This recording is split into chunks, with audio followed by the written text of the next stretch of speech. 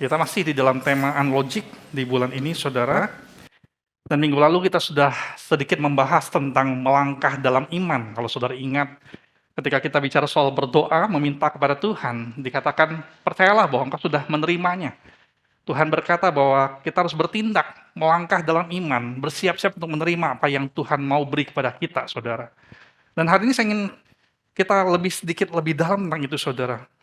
Karena memang adalah gampang untuk melangkah kalau doa kita sudah dijawab. Memang adalah mudah untuk kita bertindak kalau pertolongan Tuhan sudah datang. Kita sudah merasa Tuhan itu benar-benar hadir, Tuhan benar-benar menolong. Lalu bagaimana kalau waktu doa kita belum dijawab? Bagaimana waktu pertolongan Tuhan tampak belum nyata? Bagaimana kalau yang kita butuhkan terbuka, semua jalan itu masih terasa tertutup, kita nggak punya opsi lain? Apakah kita cuma perlu berdoa dan diam saja? Atau kita perlu melakukan sesuatu, saudara? Atau secara logis ya kita harus tunggu dulu pertolongan Tuhan datang. Kita harus tunggu dulu jawaban doa itu tiba. Atau seringkali Tuhan bisa memberikan pada kita sebuah opsi yang lain yang harus kita lakukan. Saya ajak saudara lihat pagi hari sebuah kisah dalam Yosua pasal 3 ayat 14-17. Mari kita buka di handphone saudara. Mari kita kembali kebiasakan buka Alkitab di gereja. Dari Yosua pasal 3 ayat 14-17, saudara. Saudara boleh buka di handphone saudara, yang sudah ketemu katakan amin. Yosua 3 ayat 14-17.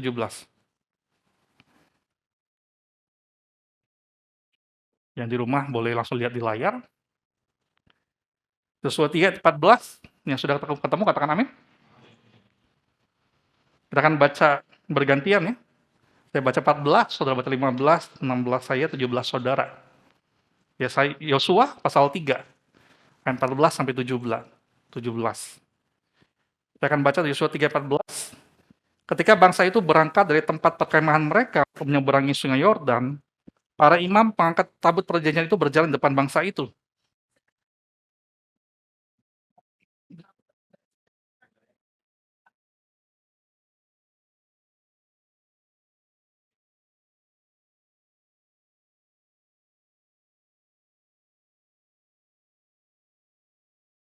Maka berhentilah air itu mengalir, air yang turun dari hulu melonjak menjadi bendungan jauh sekali di dekat Adam, kota yang terletak di sebelah Sartan, sedang air yang turun ke laut Araba itu, yakni laut asin, terputus sama sekali, lalu menyeberanglah bangsa itu di tentangan Yeriko.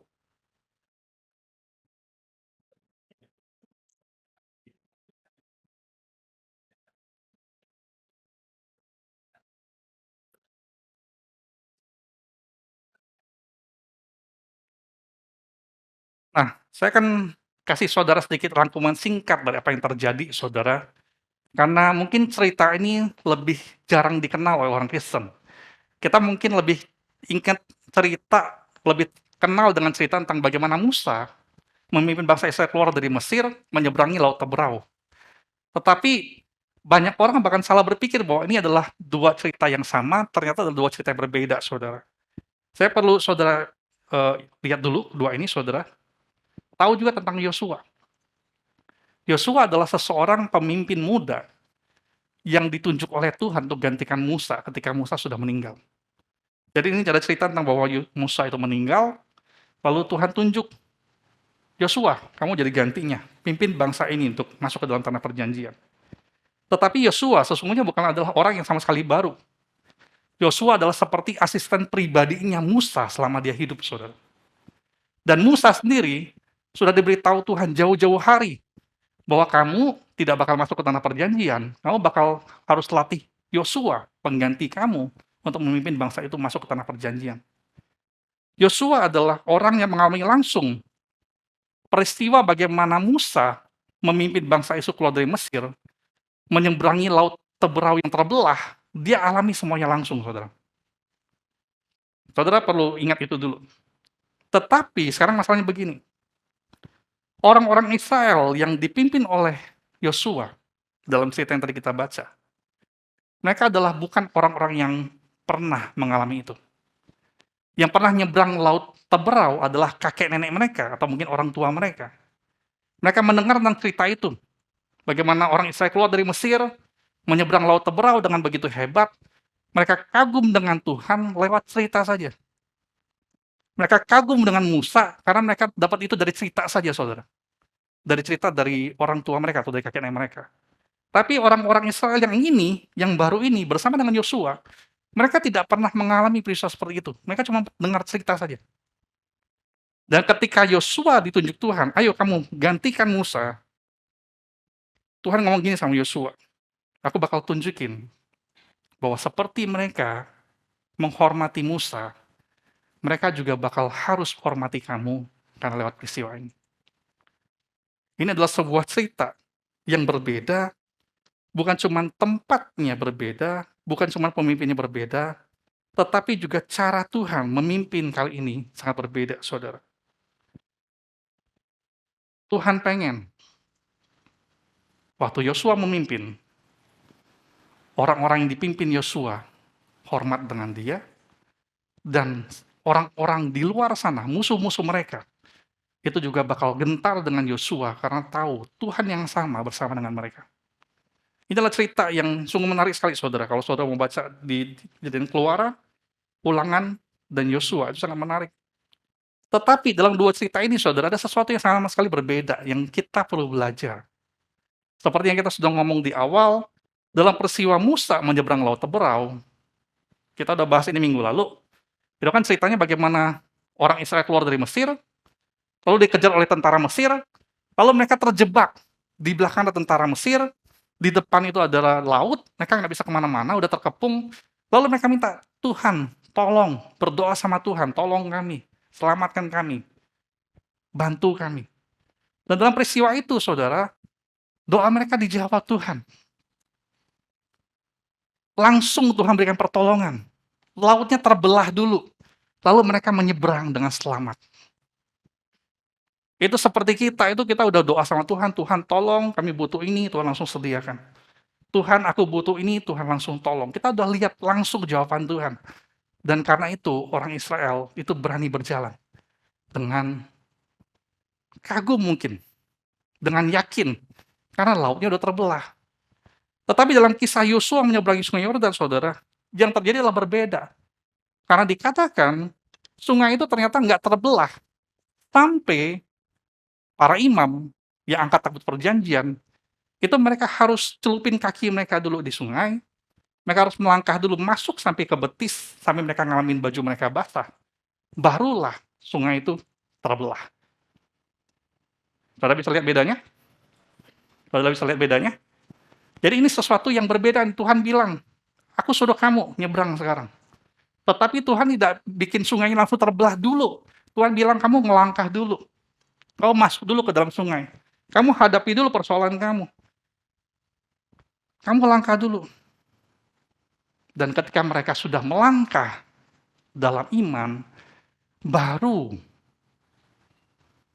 Tuhan menolong mereka. Kalau saya tanya sama saudara pagi hari ini, mana yang lebih mudah untuk kita?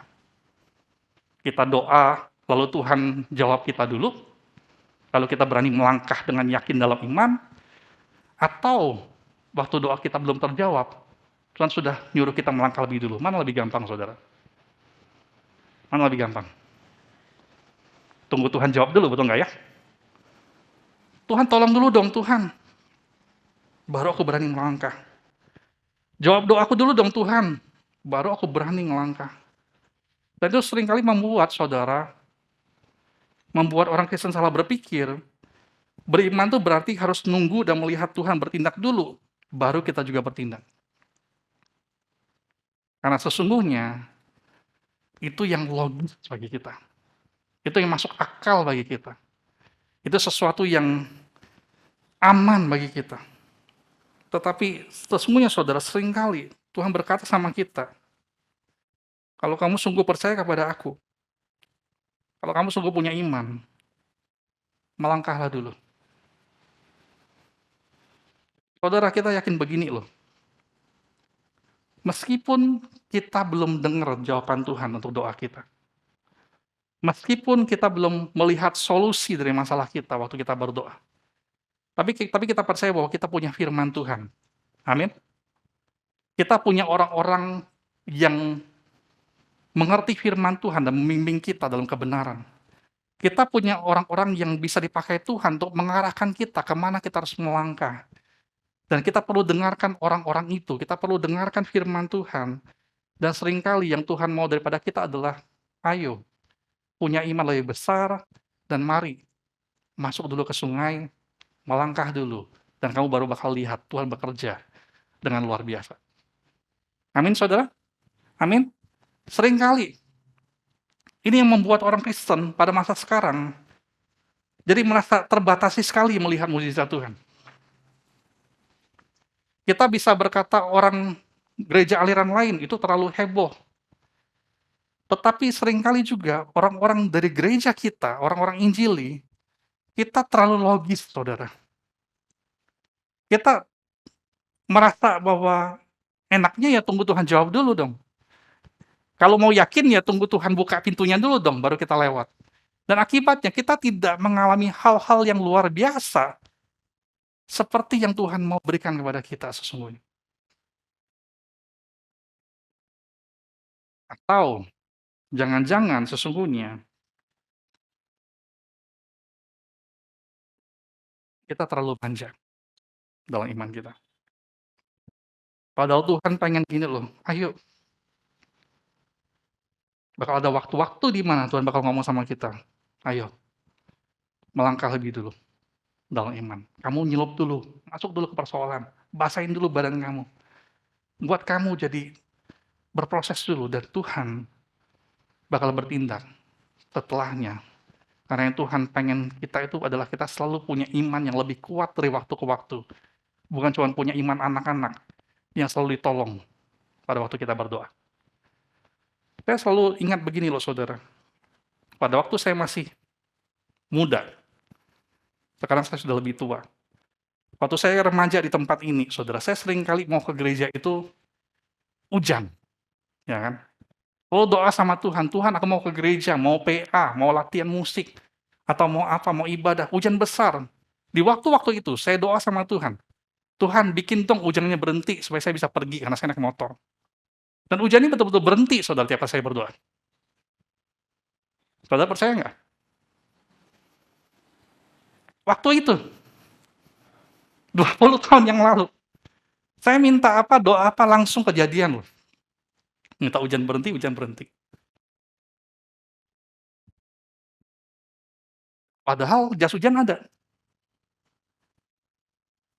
Naik angkot bisa, walaupun bakal repot dikit basah juga. Tetapi sekarang kalau saya doa sama Tuhan, Tuhan tolong dong, jangan hujan. Saya mau pergi ke gereja atau kemana. Berhenti nggak hujannya? Ini yang saya alami sekarang saudara ya. Nggak berhenti itu. Mengapa? Karena Tuhan sudah ngomong sama saya, kamu punya mobil. Jangan manja, oi. Jangan dikit-dikit semua butuh ditolong. Kamu bocah dikit-dikit, kamu punya tangan, kamu punya kaki, kamu udah bisa berusaha. Tentu adalah luar biasa. Kalau setiap kali kita berdoa, Tuhan menjawab kita. Tapi akan ada masa-masa di mana, saudara? Tuhan pengen kita lebih dewasa. Percaya kepada Tuhan.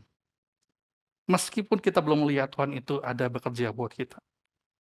Sama seperti ada perkataan Yesus dalam Yesus 20 ayat 29. Mari kita baca ini bersama-sama.